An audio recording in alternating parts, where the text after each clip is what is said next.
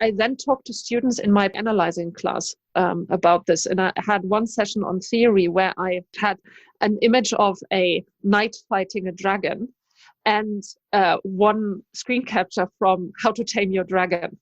And I thought, like, this is exactly what theory should not be and what theory should be. You're not supposed to fight the dragon. You're supposed to ride it.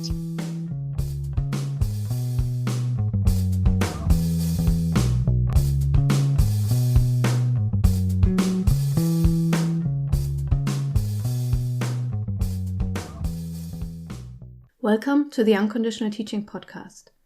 Unconditional Teaching is a project by Jessica Koch, Tyll and me, Katharina. Together we write articles and record interviews in which we investigate how we can create healthier relationships in learning and teaching. In this episode, Tyll, Jessica and I talk about theory. Using theories of culture, meaning and representation is crucial to any academic work in cultural studies, and we find the use of these theories as tools immensely empowering. But we also notice that it isn't like this for most of our students at all. For them, theories like, for instance, Stuart Hall's theory of representation that we often feel could help them so much in saying what they want to say, are just a huge, scary hurdle for them. So why is that? Spoiler alert, it doesn't just have to do with the fact that theory is complex, but also with the problematic ideologies of learning and teaching of our education system. And we also talk about what we as teachers can do to teach theory. Yeah, we were talking about this discrepancy that we've experienced a couple of times now, that for us, reading theory, especially the really cool stuff like Stuart Hall and Foucault and so on, and David Halperin, for instance, that this feels exciting and it feels empowering to make yourself familiar with these theories and concepts and the perspectives they give you and so on. And on the other hand, often in student papers, our impression is that they're not familiar with theory yet, but even, and this is basically the story that you always tell, that you recommend, especially Stuart Hall's representation, you recommend that a lot to students because you are telling them this idea of representation is basically at the core of everything we do, and understanding Hall's idea of representation is so important and also so empowering because it gives you access to all kinds of perspectives and thinking and dealing with cultural phenomena.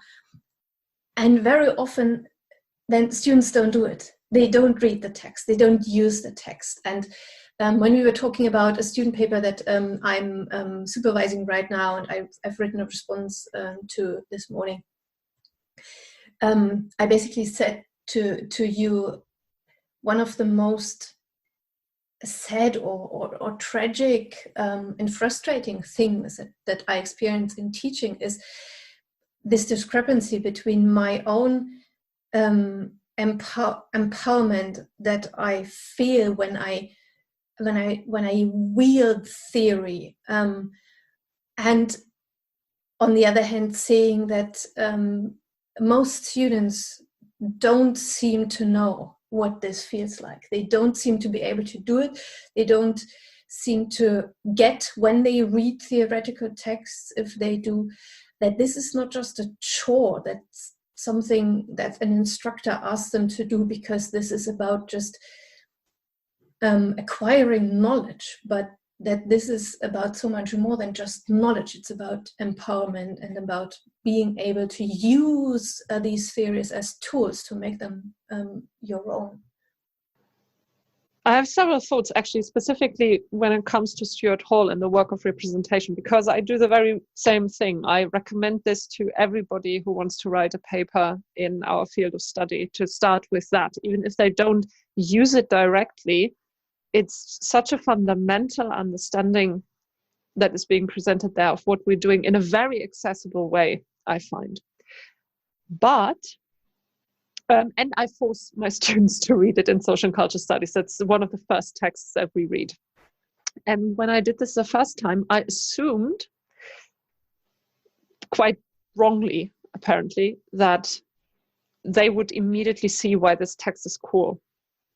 And they don't. And one of the students actually said to me, when I asked for their first impressions, "Why did you force us to read this horrible text?" he said.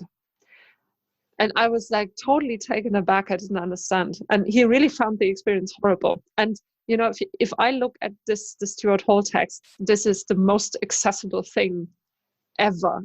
And I thought, okay, but his experience with this is legit. I cannot say your experience is illegitimate. So what's going on there? And my feeling is that there are two things that come together with particularly the Stuart Hall text, but also with theory in general.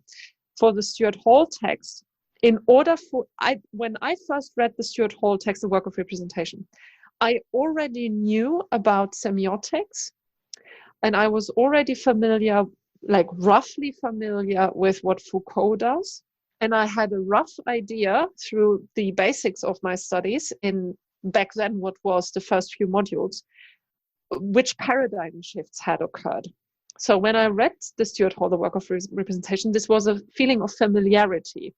And he was giving me even more accessible language. So the work of representation ingrained deeper in me and made more wieldable a fundamental understanding I already had about practices of representation and interpretation.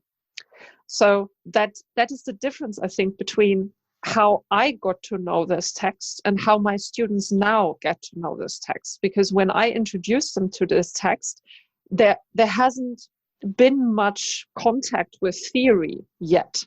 And if this is the first time, apart from the early linguistic modules, where they hear, you know, from semiotics to post-structuralism or from structuralism to post-structuralism, then this is still relatively new to them. And then the Stuart Hall text doesn't do the same thing for them as it did for me, like blowing my mind with its accessibility as it is. And that brought me to the second sort of, I think, realization when it comes to theory. I always think like theory is empowering, but I can only say this because I know my theory already. I remember acutely that when I started grappling with theory, that I was relatively hostile towards it, because engaging, I wanted to be able to learn it, but because theory is so difficult and this sort of puts pressure on me, I have to sort of figure out how I can wield certain theories and wield certain terminology in order to get ahead in my studies. That was the thought process that produces the sort of the image of theory as a hurdle rather than a means of empowerment. And only in the moment when I use a tool successfully, or when I get to terms with a particular theory, do I feel that in using it, I am being empowered. And only then can I stop thinking about, or was I able to stop thinking about certain theories as something that bars me from doing an analysis or doing a proper interpretation, but actually that gives me access to it. And I then talked to students back then in the analyzing class about this. And I had one session on theory where I sort of had an image of a knight fighting a dragon, and one screen capture from How to Tame Your Dragon. And I thought, like, this is exactly what theory it should not be and what theory should be. You're not supposed to fight the dragon. You're supposed to ride it. And I think it simply takes time to do that, to get there. And I think it was wrong on my part to assume that I had always been there, because I wasn't. And I think teachers in general tend to forget that what is now super obvious to them isn't obvious to people who are just starting with a fight. And I fall into this trap all the time. But I think this may be at the heart of this. I think a lot of students are interested in theory because they're asking the big questions. They are asking questions that have to do with gender and race and representation and all of that. And they want to know these things. They have big questions and they demand big answers. But theory is so daunting because it is being discursively produced as something that is daunting and something that only becomes empowering once we have been wielding it for quite some time, I think. I can only repeat some things, and I would like to add to one aspect. First of all, I share this experience in talking to students or in supervising papers, that I recommend the text all the time. I sometimes make it obligatory to use it, and people don't. People just ignore my request or my recommendation, or they say, I've looked at the text and ich konnte damit nichts anfangen. I couldn't use it because it was too hermetic. And I also think it's a great accessible introduction. It is directed at students, but it is too difficult. It's just far too difficult for people who have not, who don't yet have a grasp of what you said, semiotics, signification, Saussurian linguistics, and how that influenced cultural studies and structuralism, the shift from structuralism to post-structuralism, and so on, who don't have the meta view on things. I was able to, like you, exactly like you said, to introduce this, to use this in my own work, because I had some basics clear. And they are not really basics. They are actually fairly advanced. Absolutely, yes. Yes. The thing where I would differ from your experience, or where my experience differs from your experience, I'm not talking about beginning students. I rarely ask beginner students to work with the concept of representation or to ask to read these texts. I'm talking about BA theses and in many instances MA theses, where people have never been exposed to Stuart Hall directly. And if I remember my own studies, Stuart Hall was a name that was dropped in some classes, and I wasn't taught the work of representation. I was not introduced to the volume. When I asked, what can I read by Stuart Hall, I was pointed to the edited volume that is called Representation. And then I checked it out of the library myself, and I was like, bam, mind blown. This is sort of a comprehensive summary of what I've learned in my studies, but I've never been exposed to it directly. And I think that experience is true for many of our students in the advanced semesters of an MA degree. It's just that in our course of study, we don't do a good enough job of exposing people to this text, of teaching them theory, and then giving them a handle to tame the dragon, a bridle or whatever. Yeah. Stick within the metaphor. Yeah. So we force them to take up the lance, basically, because we don't manage to give them the bridle. Yeah. But I still assume that these advanced students, whom I recommend Stuart Hall to, when they read the text, they should be able to know about signification, about Foucauldian notions of discourse, about semiotics, analysis, interpretation, but it doesn't have the same effect still. It's still really a really difficult text. And the third point is a new point, basically. Okay. I think I'm not entirely sure, I look at papers that are both in the early basic seminars, in the middle of their studies, in the PM2, for instance, in the profile modules, as well as BA thesis and later on master's papers and master theory. So I think I can sort of see transition phases and so on. So my feeling is that students now don't make a very different experience from my experience. In the middle of my BA phase, and even at the end of my BA phase, I think when I was writing my BA thesis, I was still very much beginner student. And I think it has something to do with, just as you pointed out, with the not good enough job that we are doing with introducing students to theory, and Stuart Hall in particular.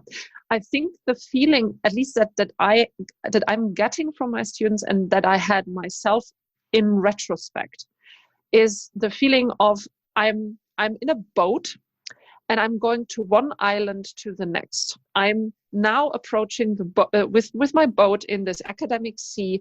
I'm approaching the island of semiotics, and then I can sort of explore the island of semiotics, and then go back into my little boat, and then I paddle until I reach a new island, and this island is called differently, and then I explore this island.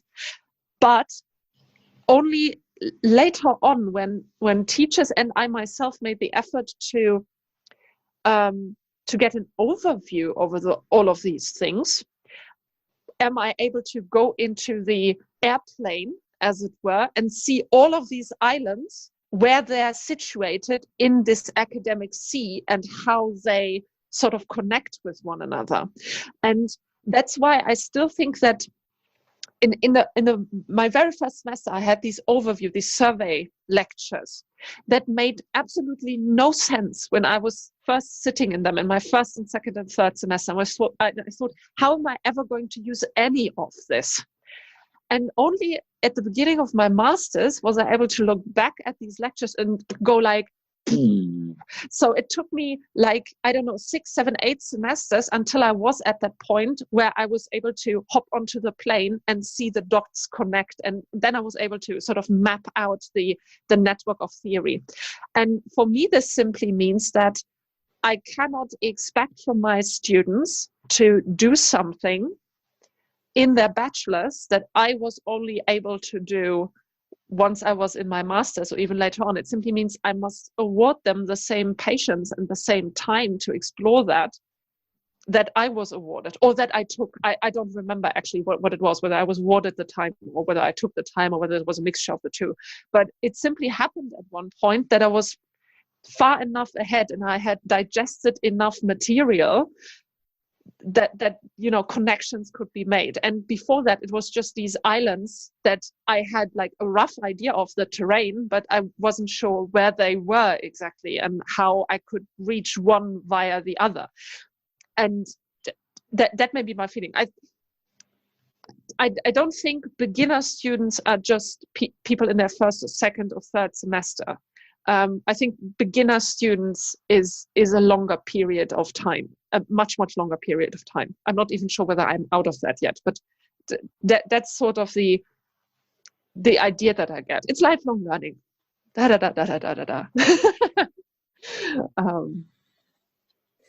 You have the best metaphors. Both the dragon and the island metaphor. They are amazing. They are so really useful. And this is what I studied for. But it's not only that I can come up with good metaphors for stuff that I see. That's the only reason.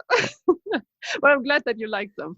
No, it just helps me better understand my own thought process, because otherwise I have to be frustrated with the fact that it took me so long to get stuff. And then I think I forget that the journey to get there was the important bit. If somebody provides me with the map in my first semester, I will not understand the map because I don't know how to read maps.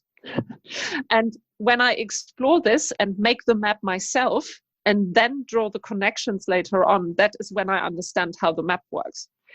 And maybe I get the frustration when I read texts, particularly in social and cultural studies, where people tend to write on very cool topics, but not with a social and cultural studies representational outlook. After I talk to them about this for a whole semester, that this can get quite frustrating, I feel.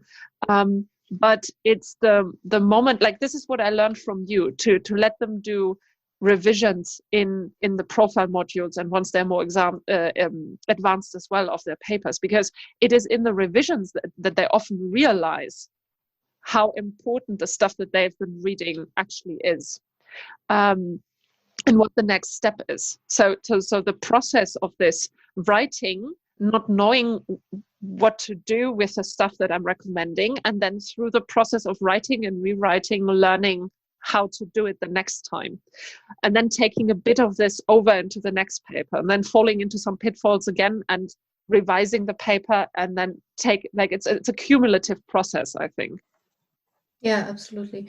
But also, I mean, are there other specific things that you think we could do? I mean, we all agree that it's not possible to use the funnel model of teaching that just put theory into other people's heads by teaching it, by recommending texts to them or reading texts together in classes and so on. This just doesn't work. But because the way you were talking about it, it sounded a bit like it's just a process that you have to go through, and either it works for you or it doesn't. Either you arrive at the point where you are able to make the connections, where you are able to get these level up moments where you suddenly feel you are able to wield theory instead of just know it a bit maybe and still be scared of it. Is this just something that we need to trust, that people arrive at this at a certain point in their studies? If we, for instance, model the importance theory has for ourselves, if we ask them to engage with it again and again, and just hope that at some point this happens? Or are there more specific practices? I mean, you mentioned asking them to do revisions as one, but are there other practices where we can just help or facilitate this process better than we are? I'm kind of shifting between we as we three and we as instructors in our department constantly, but where we teachers of English cultural studies can facilitate this process better. I firmly believe in the power of repetition. I firmly fucking believe in the power of repetition. I think this is one of the biggest mistakes that lecturers and teachers all across the globe are making, myself included sometimes. This very weird thought, or no, not weird. It's a thought that is very readily accessible, but actually hinders proper learning. That's the thought. But I already talked to them about this. We already talked about this. And then I always have to remind myself that I had 5, 6, 7 classes on what was it? On structuralism, for instance. And until that finally sort of registered with me what that is and how it works and what the basic, that took forever. Or how to analyze meter. Just a very basic example, something that we actually expect students to already know how to do when they come to university, and then we are always very exasperated by the fact that they don't. And then I remember in my first semester, I had no fucking clue how this works. I don't know how meter works. I have no rhythm, no feeling for rhythm whatsoever. I don't know how syllables work. What is this even? And it took me my whole BA and reading Stephen Fry's The Ode Less Traveled, which was recommended by Angela Stock, and doing the exercises in that book by myself in my free time, that I figured out how meter works. And I'm still not perfect at it, but I was getting better. And that's what was when it sort of lost the fear. And I think repetition is key. Just because I told my students in my analyzing class how a sonnet works doesn't mean that they will remember when they go into the profile module. But if I tell them again in the profile module, and if they come across that again in the VM, and I never sort of make them feel ashamed because they don't know it, that's the moment, I think, when the repetition sets in, and when sort of the repetition of stuff helps people to remember things more readily. I can even do this in one class. I think I think I define like what a sonnet is, and that they have to count the lines each and every time when I encounter a new poem, like 6-7 times over the course of one semester. And I think that sticks.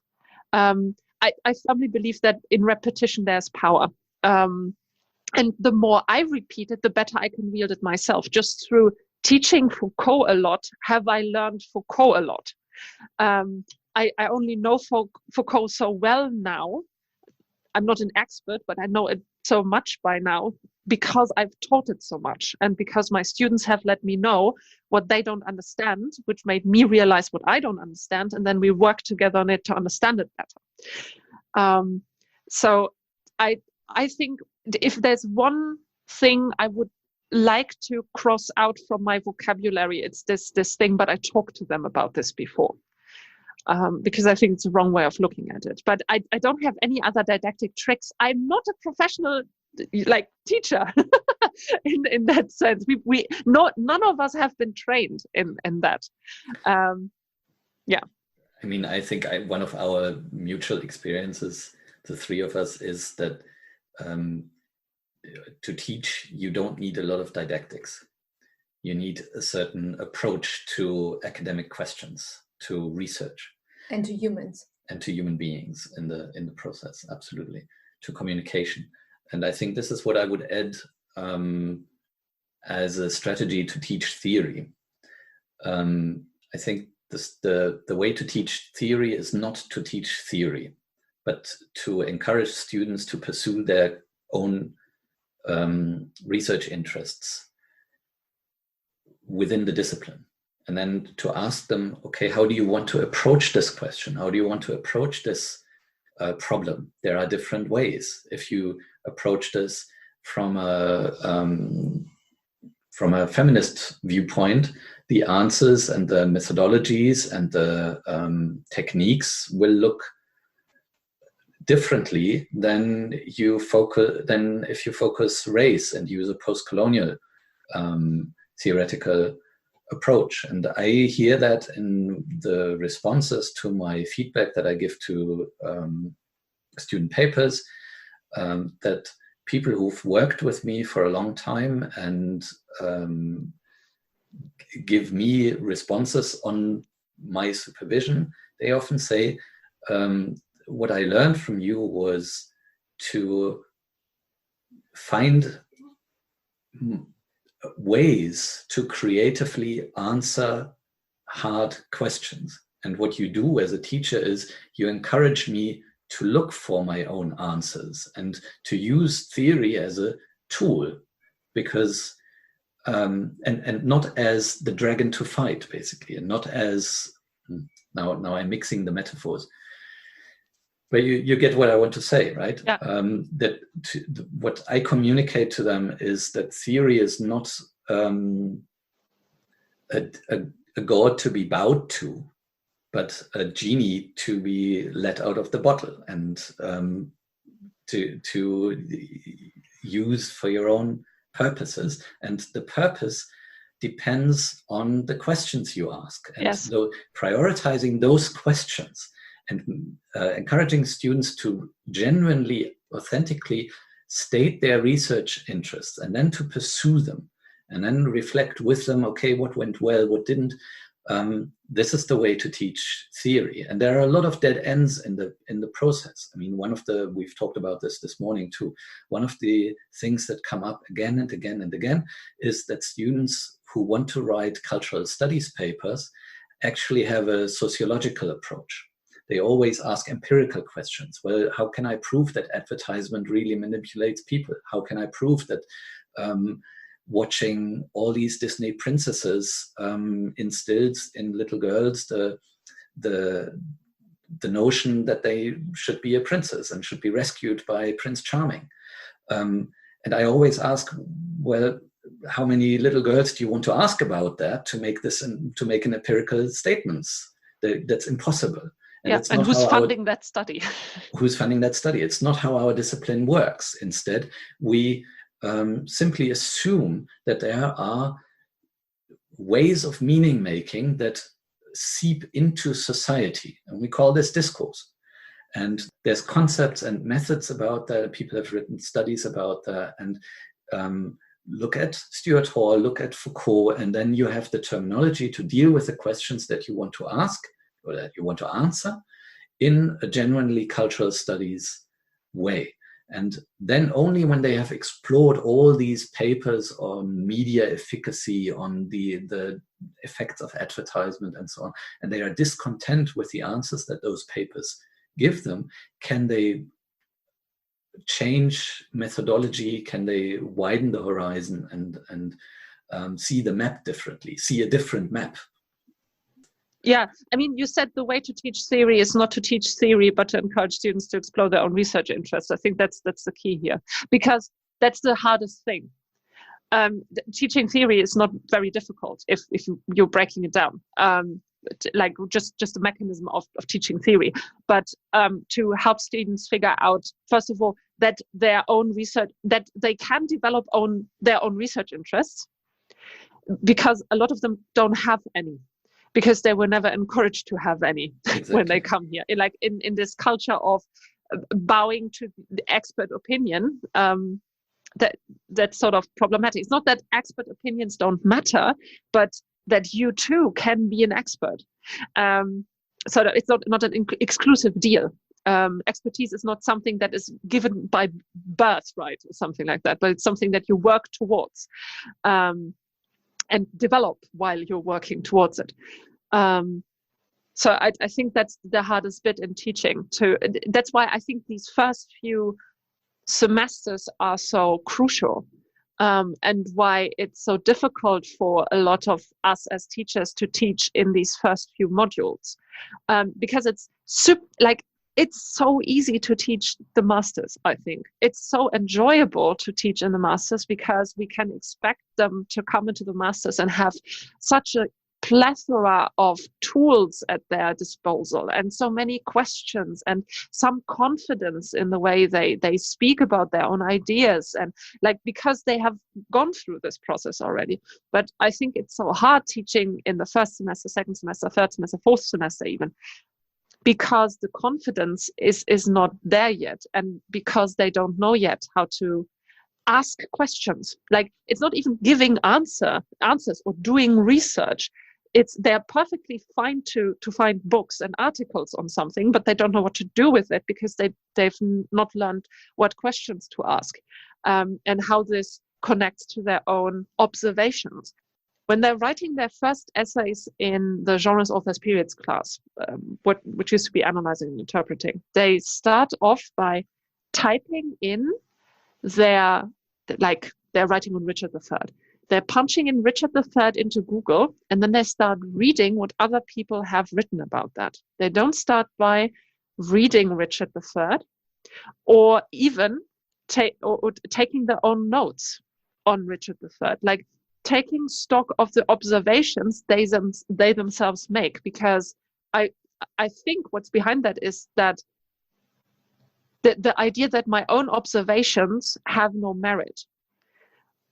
I need to first figure out what other people have thought about this, and then I distill from that what I synthesize from that. Mm. I mean, that can be okay papers. I think there's a lot of merit to simply synthesizing stuff from other researchers, because this is a whole different sort of practice that we do when we sort of take stock of the status quo of a research field. So I think this is a useful task, but it doesn't help in sort of getting a feeling for one's own ideas and for the merit of one's own ideas, and also to figure out which of the ideas that I have merit, because 90% of the stuff that I think over the course of my academic workday are bullshit, and I have to discard this. I had an idea, I look at it for a few minutes, and I think no, no, and it's only these 10% that will make it into something at one point during my academic research or while writing a paper, something like that. But that's of course the 90% that has to be sort of hidden under the rug is not what people see, because that's not what I write about. And I think students don't know that yet. How could they? I mean, they haven't made that experience yet, so how would they know? So, yeah. what you said about that they first, whenever they encounter a new subject or topic, they look first to what others have already said about it. They look first to the authorities to tell them basically the facts or the truth about this subject. And this is actually what Tyll and I also discussed this morning when we started talking about the wielding of theory. That I think one of the reasons this is so hard is that our whole education system, from the very first elementary school classes to higher education, is based on the idea that authorities know stuff and learners, students need to learn the stuff that authorities know. So it makes perfect sense to look to the authorities first. And this then translates, when it comes to theory, and specifically to the theory that is can be so useful and so empowering, that the way our education system works and is structured prevents actually the perspective on theory as something that you can make your own. Because the idea that these are the authorities on this theoretical area and so on. And that is scary. It makes perfect sense that you see those as this scary, dangerous dragon that you can only approach with in armor, raised shield and lance and all that. Or with extreme reverence in order not to anger it. Exactly. If you bow low enough, maybe the dragon will just ignore you, right? And you can get past it without getting into close contact. So I think there's more to it than just that it is hard. I mean, it is intellectually hard to get a grasp of these theories. There's no doubt about it. And it takes years of training to understand the complexity of these ideas and the complexity of the language used and the complexity of the context these theories are embedded in. But this is only one part of it. And the other part is, I think, that our institutions of education are so much about authorities tell you what you need to know. So go to authorities, treat theory as a source that is always like above you. That's the thing. It's always something that's above you. It's never something that you see as a tool, as something that you can make use of for yourself. Yeah, I actually have an anecdote for that, a very, very old anecdote. I was still in my, I was still at school, and I think I must have been like 14 or so. So it's in that general ballpark, 14, 15 maybe, no, probably 14. And we were asked by our teachers to sort of take out a piece of paper and write down what we would want to. There was a project phase being planned, and they wanted to know of us what we would like to do for that project phase, whether we had any ideas for that. And I noted down that I thought it was a cool idea to make an excursion, because that would connect like learning about something with fun. And I thought that it was important that, we had fun while we were doing that. And I remember this situation so acutely because the answer that I got, so this was anonymous, but my teacher picked out exactly this thing that I'd written, and she was she was outraged, really impaired by that thing, because and she said, this is not about fun. This is about you learning something. And I remember, I still remember this to this day, because I felt, first of all, a deep, deep shame, sort of, by being called out like this, although, of course, she didn't know that it was me. But also a deep, deep sort of anger, because I really felt that this was unjust, because with 14, I had the feeling like with this one thing, I'm right. And you wouldn't have liked me with 14. I don't like myself looking back, because I was very much I was very obedient. I was an obedient child. I was an obedient teenager. I tried to sort of make sure that authority figures, my teachers, felt that I respected them and that I looked up to them and that their opinion was important to me. And I still have that to some extent, because I still think that the position of authority figures or people who demand my respect, I'm going to talk about this in a second, is vital for my learning process. In a Skype call I had with 2 of my students last week, we sort of sat together, we were brooding over a question that had to do with teaching. And then I said, well, what would Tyll do? And they immediately sort of, yes, what would Tyll do? And then we were thinking about what would Tyll do? Not because you are a God-given authority figure when it comes to these questions that we were discussing, but because you had shown time and time again that you know about these things. And in that particular case, it made total sense for us to ask, okay, how would Tyll approach this? Maybe we can get a better angle on this issue when we think about how he would sort of move forward with this topic. And I think this is exactly how we should view authority figures in inverted commas, or people who have expertise.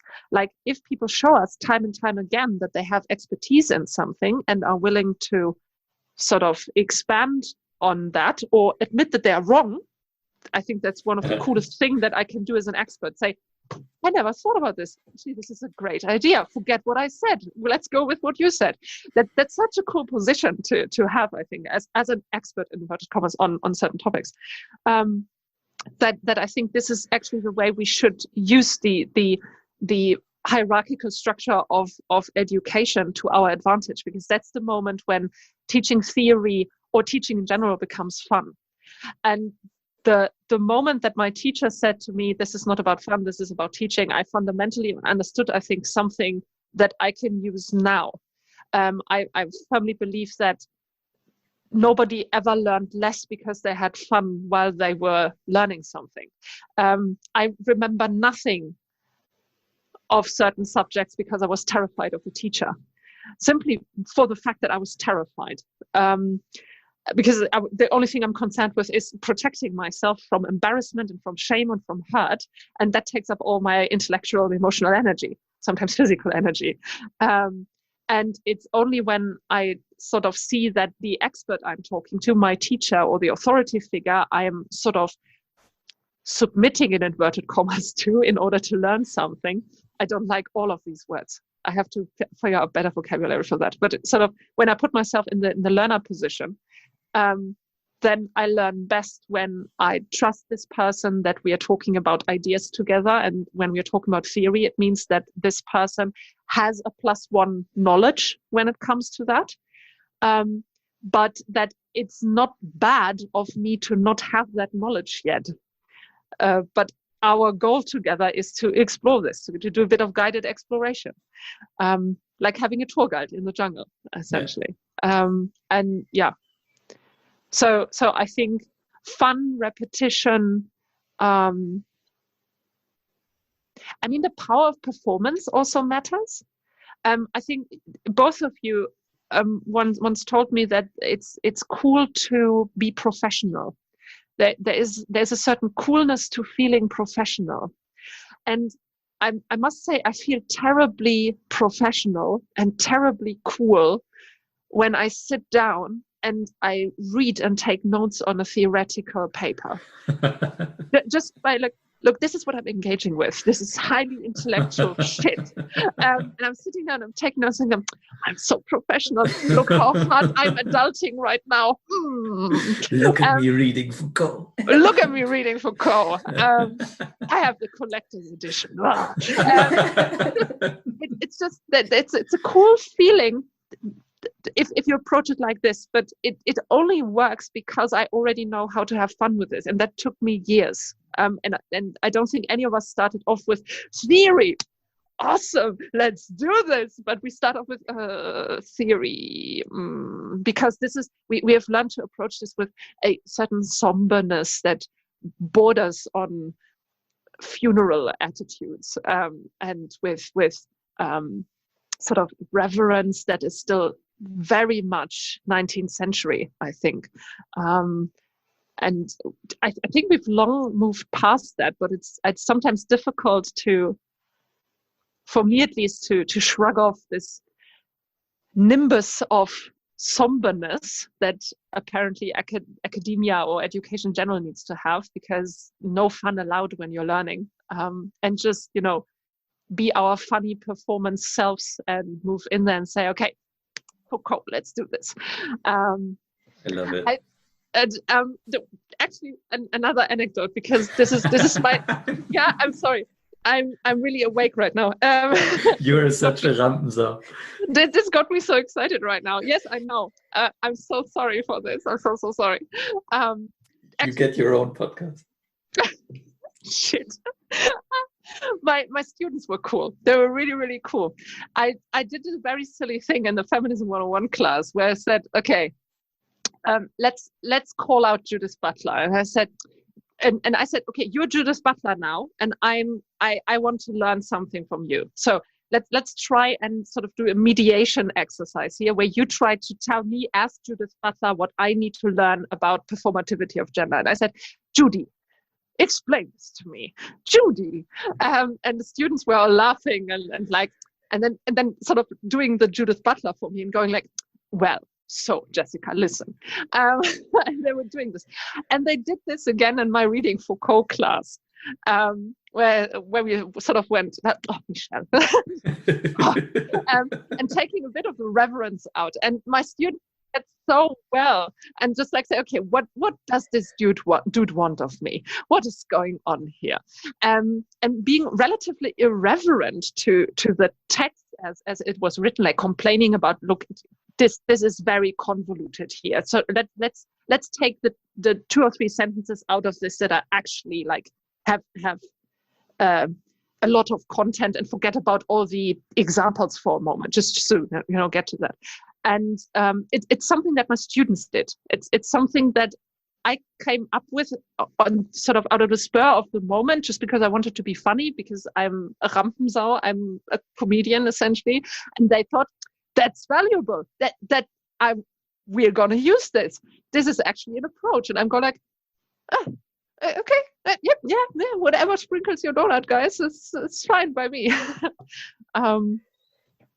This reminds me what you did in your classes. This sounds awesome, and it reminds me of, I think, the best writing assignment I ever came up with, which was also in a theory-heavy class, which was the metafictionality class that Tyll and I taught together, and we found that it was hard for students to get into the theory on metafictionality, and we asked them to read a text, one of the most important and fundamental texts on metafictionality, and also to so we had basically, when I came up with this assignment, because we had these 2 problems: how to teach theory, and also how to appreciate the metafictionality of the text of the novels we were reading more, because we had encountered a lot of resistance to these texts, more than we anticipated.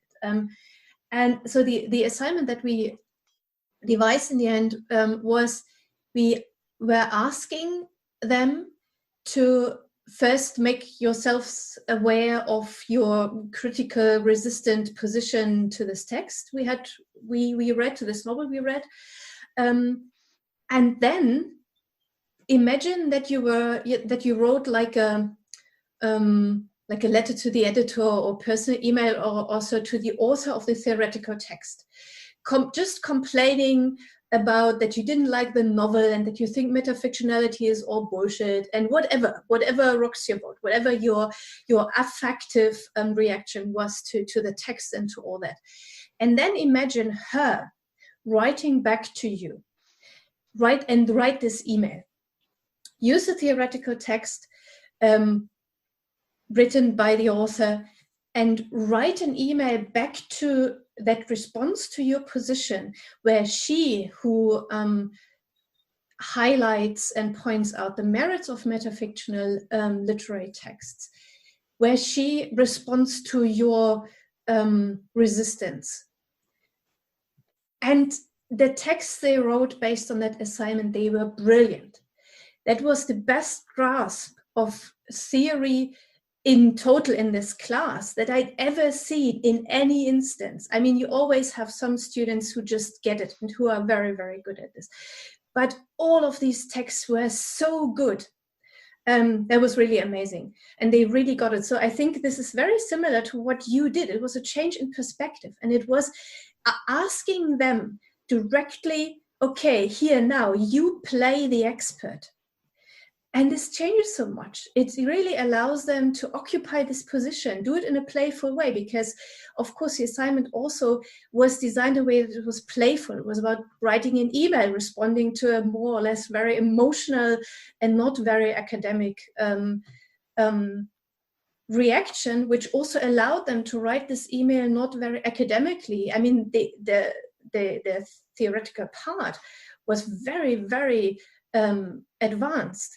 But also they had a lot of personal response, which we didn't ask them in the assignment, but they immediately occupied this position of, okay, I'm writing a personal email to you, so I'm writing in a personal way. And very often we had sentences like, okay, like student XY, I can totally understand your immediate reaction, because I felt this reaction to myself when I started reading metafictionals. They completely made this up, but they developed a very direct personal communication from the position of the author of the theoretical text, and it worked so well. That was really cool. So I think, yeah, maybe that's a thing. Maybe that's something we need to keep in mind when we teach theory. Ask them, or do like a playful way of changing the roles.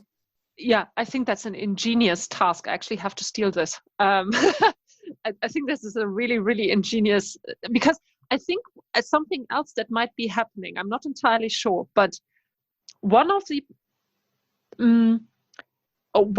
problems that I often see, especially when I'm a student too, and I remember some of my classes from my own from my own study experience, where the immediate reaction is to criticize a theoretical approach, even before the theoretical approach has been thoroughly understood.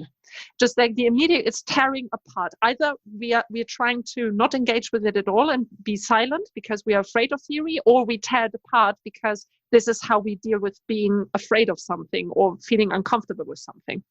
And that often leads to misunderstanding the theory, or not understanding the theory, or not understanding any type of academic position.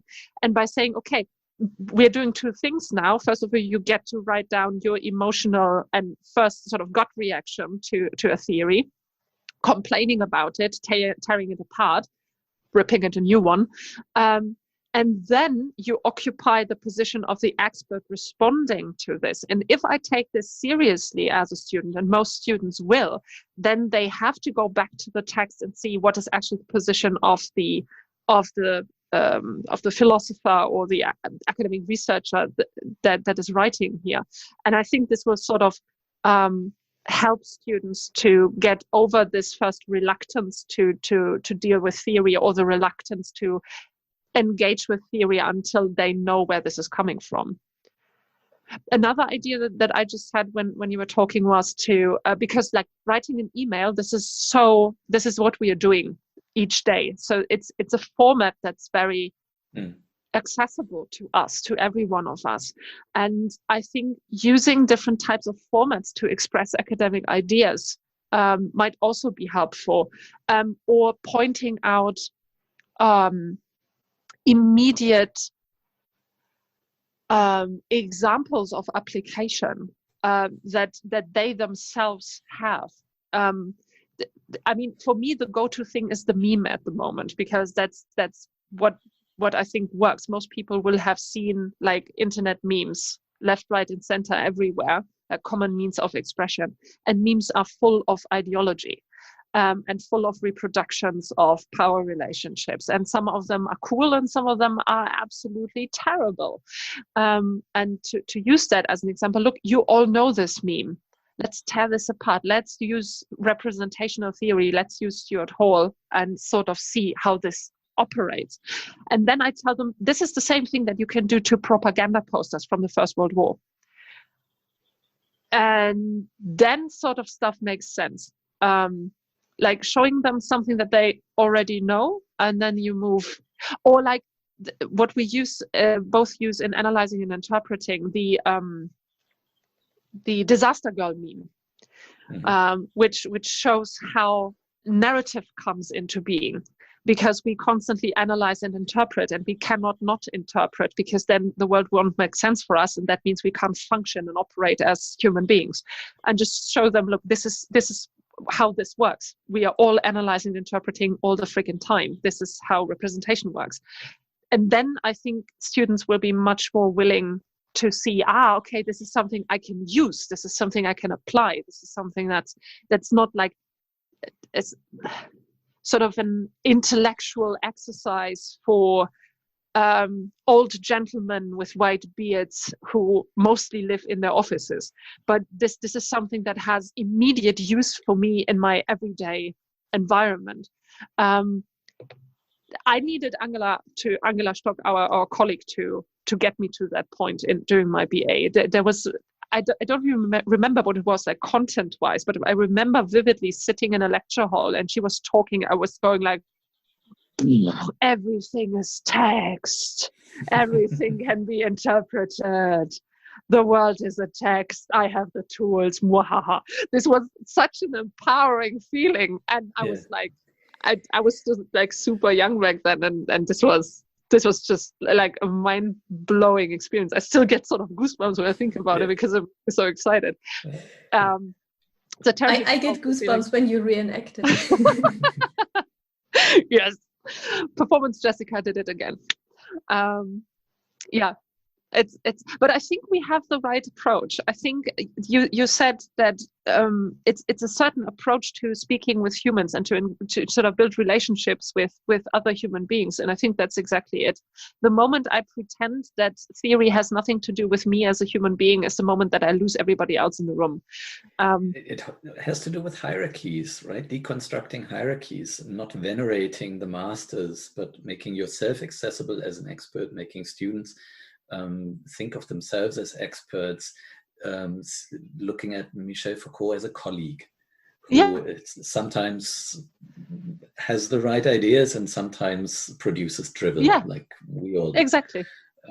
This is the kind of relationship that we foster among each other, that we foster with our students, that we foster to the figureheads of theory. So theory becomes something personal in a sense, and becomes something that you can use, that you can appropriate, that you can be in a relationship to or with. Yeah, absolutely. And which is not one-sided. That's the point. Yeah, absolutely. I think this also connects to what you wrote in the Poisonous Perfectionist blog entry, because if I can acknowledge that this philosopher or that researcher has brilliant ideas, but this paragraph is crap, or that idea does not hold water, then it's much easier for me to acknowledge that I too am allowed to make mistakes, or to put forward an argument that is later on deconstructed by a different researcher. And then I can go I can much more readily say, yeah, you're absolutely right. I didn't see that. That's fine. That's cool. I don't have to sort of lay claim to totality, because if even Stuart Hall can't do this, and even if even Michel Foucault can't do that, then I don't have to either. And that's sort of kind of liberating, I think.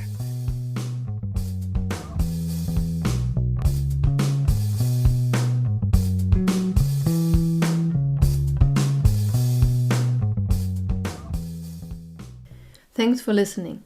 Unconditional Teaching is a project by Tyll, Jessica Koch, and me, Katharina Peach. Music by Lily Olason. If you want to know more about our project and our partners, check out unconditional-teaching.com. Do you like our content or would like to engage with us? Head over to our comment sections or contact us via team@unconditional-teaching.com.